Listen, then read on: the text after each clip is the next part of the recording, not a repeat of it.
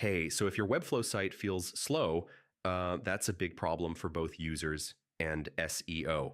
But the good news is you can fix it pretty easily. I'll show you how to speed things up step by step. First, log into your Webflow account and open the project you want to optimize. Large images slow your site down the most, so compress them before uploading. Use modern formats like WebP if possible. Next, clean up your project. Remove unused sections, classes, and hidden elements. They still affect performance.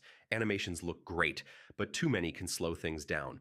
Keep them simple and only where they actually add value. Use clean layouts like Flexbox or Grid instead of stacking too many nested divs. A simpler structure means faster load times. In project settings, enable Minify for HTML, CSS, and JavaScript. This reduces file size automatically.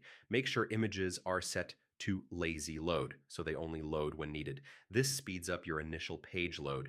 Finally, test your site using tools like Google Page Speed Insights.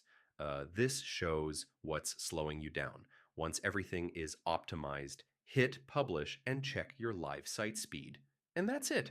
Your Webflow site should now load faster and feel way smoother.